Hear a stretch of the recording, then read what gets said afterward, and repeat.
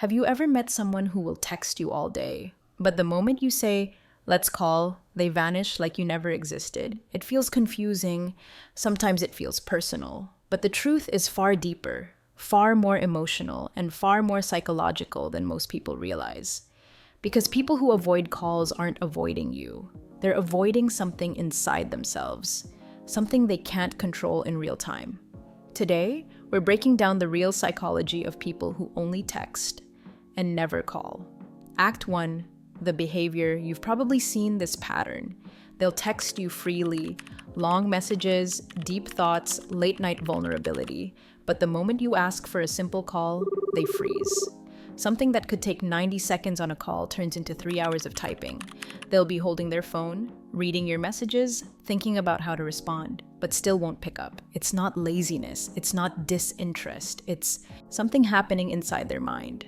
Anxiety triggered by real-time connection. When a call comes in, their body reacts before their brain does. Heart jumps. Thoughts race, a sense of pressure builds, because a call means no time to rehearse, no room to think, no chance to edit, no control over tone, no option to hide how they feel.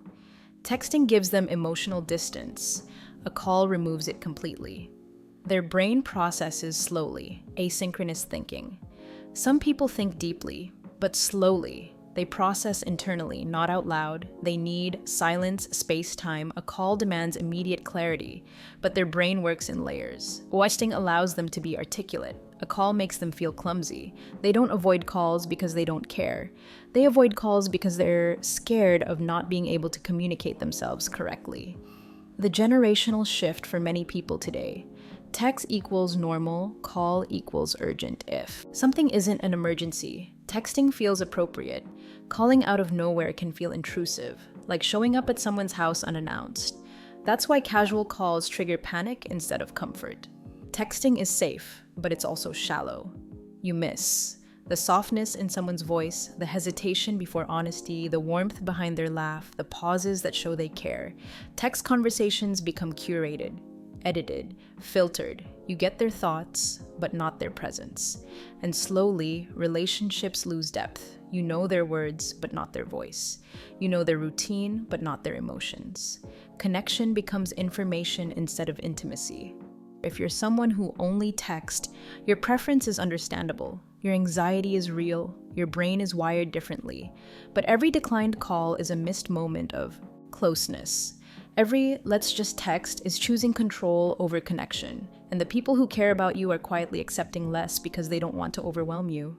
But sometimes, the imperfect, vulnerable version of you is exactly what builds real relationships. Your avoidance isn't protecting you, it's isolating you. Closing communication will keep evolving, but human connection still requires courage. So maybe, once in a while, pick up. Not because someone expects you to, but because hearing a real voice might give you a kind of connection no message ever will.